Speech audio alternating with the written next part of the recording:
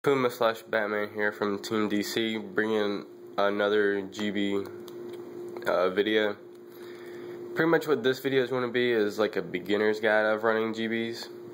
I've noticed a lot of GBs decks on YouTube, and a lot of them are just making interesting and somewhat bad choices in card selections.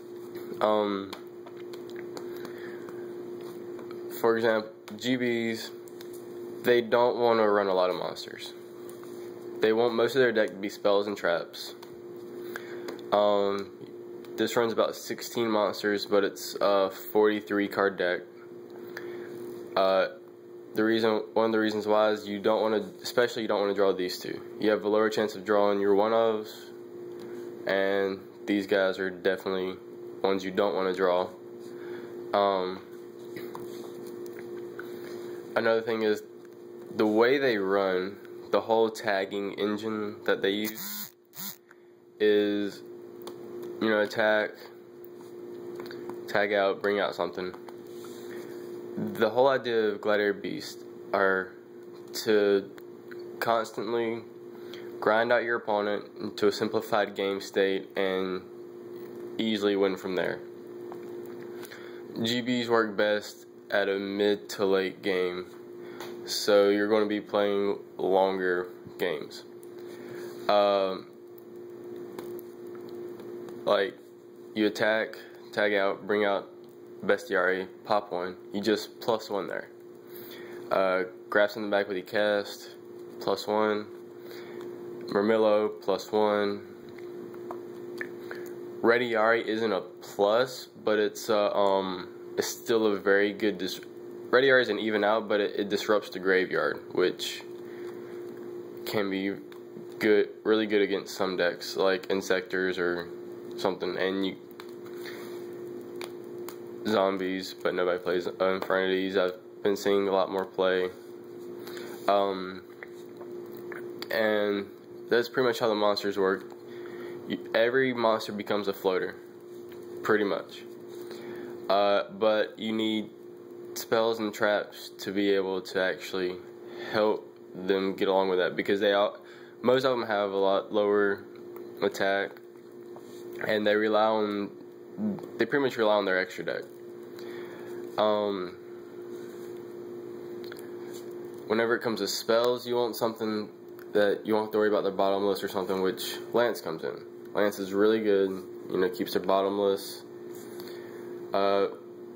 It's really great if you Bestiary and you don't hit their bottomless, and you don't target their bottomless, but they bottomless you, and you can Lance. So not only did you take out their monster and life points that you attacked over, you just +1 and took out both of their back rows while saving your monster, and you have Bestiary on the field for next turn to go Gizzarus. You know, Reborn and Call the Haunted, if they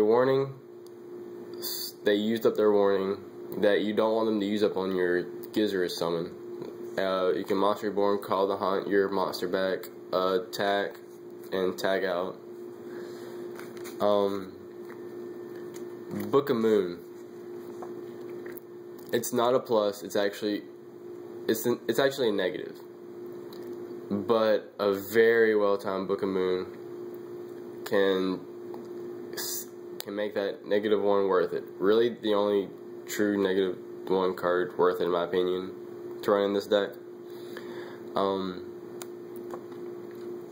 Well, Tagger, but you usually even out after that.